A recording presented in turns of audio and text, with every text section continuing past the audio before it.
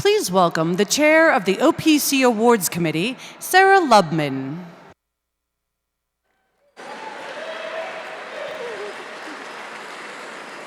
Hi, everybody. Thank you. It's great to see you and hear you again. Every year, it feels as if what the journalists in this room do is more important than ever. It's a cliche, but this year I really mean it. At a time when so many of us are consumed with what's happening within our own borders, all of you keep us aware of and informed about the wider world. International reporting takes stamina, endless curiosity, and a high tolerance for sleep disruption. Editors' questions can't wait. And by the way, I hope in this day and age that no editors are still asking, hey, what time is it now in Beijing? There's an app for that. We thank you, journalists, media executives, for your hard work, your dedication, and the newsroom resources you devote to ferreting out the stories that bring the world home to us. And to our corporate sponsors, thank you for reading and watching and hearing those stories, and for appreciating the importance of an informed citizenry. This evening's event literally wouldn't be possible without you. I want to thank Reuters and Daimler for sponsoring the pre-dinner and post-dinner receptions, respectively. We're grateful for the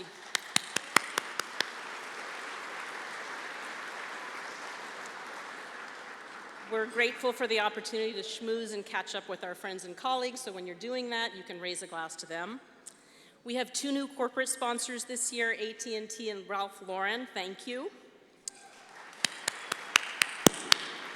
And I'm going to quickly read off our other sponsors. So at the fellow level, in addition to AT&T, we have Citi, Coca-Cola, and JetBlue. At the patron level, we welcome AIG, Bloomberg, Brunswick, BCG, and Facebook. And at the sponsor level, it's great to have Anheuser-Busch, Chevron, Edelman, and Ralph Lauren. And a final thank you to our media sponsors, the Associated Press, CNN, the Financial Times, Los Angeles Times, NBC News, the New York Times, the Wall Street Journal, and the Washington Post. Thank you for being here tonight.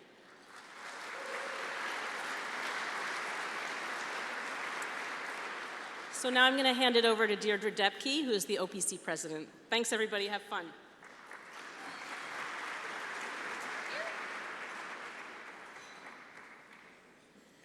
Raise your hand if you went to the wrong Cipriani. But thank you very much for finding this location. It's a nice change, I think, from Midtown, and we appreciate you coming all the way downtown. So welcome, everyone. Thanks to Sarah's hard work and the staff of the OPC, our table donations tonight have broken all records. So thank you, all of you, for supporting the Overseas Press Club and the good work that we try to do. We're thrilled to have such a distinguished crowd, many of you who have traveled from far-flung areas to be with us. My friend Vivian Walt is here from Paris. My old colleague, Christopher Dickey, he's not old, but we were formerly colleagues, from Paris as well. Rod Nordland is coming later this evening. Yay, Rod.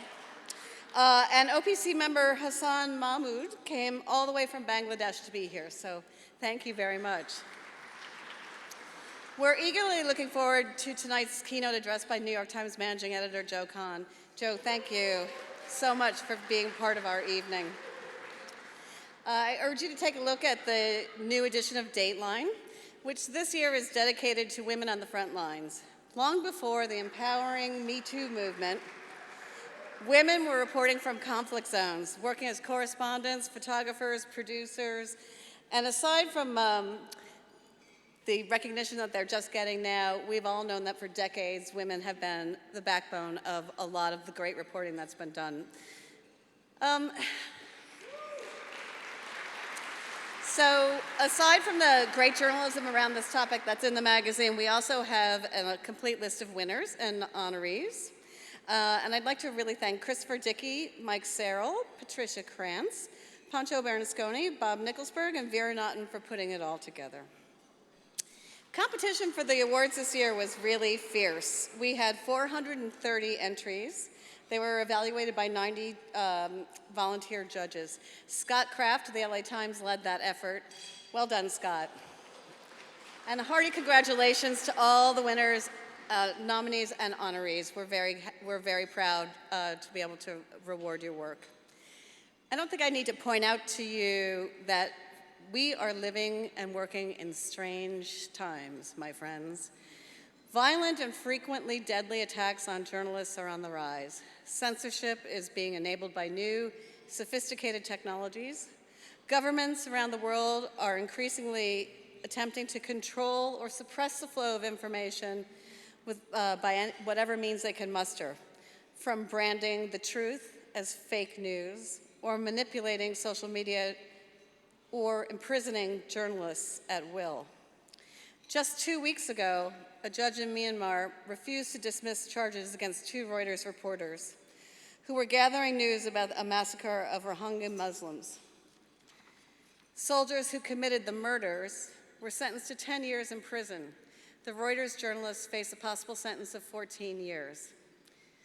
Earlier this month, Bloomberg reported that the U.S. Department of Homeland Security has a plan to monitor hundreds of thousands of news sources around the world and compile a database of journalists, editors, foreign correspondents, and bloggers to identify top media influencers.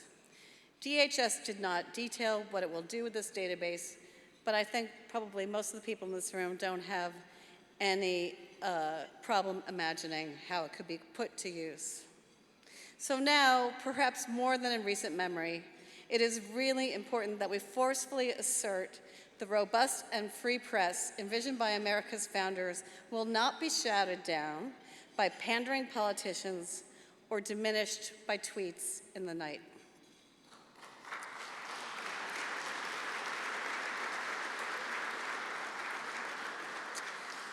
One way to exclaim our solidarity in pursuit of truth is to honor those who have fallen while trying to bring light. We have a tradition of lighting a candle of concern for journalists who have been imprisoned, killed, or harassed while doing their jobs. Tonight, we welcome Ingrid and Joachim Wall to the stage. Ingrid and Joachim are Swedish journalists. Their 2 children followed in their footsteps. Tom is a newspaper photographer in Sweden, and Kim came to New York in 2012 to study journalism at Columbia. As a freelance journalist, she traveled widely, reporting from China, Haiti, and Africa. She joined the OPC in 2015. Last summer, she was killed while on assignment in Denmark. She was 30 years old. Yesterday, her killer was convicted of murder and given a life sentence. Let's light a candle in Kim's honor and to honor all of our colleagues who have lost their lives, are currently imprisoned, or fear for their lives as they try to report the news. Would you like to say a few words? We wish we hadn't been staying here. We wish that we could sit over at our table as proudly parents see when our daughter will receive an award for some of her stories.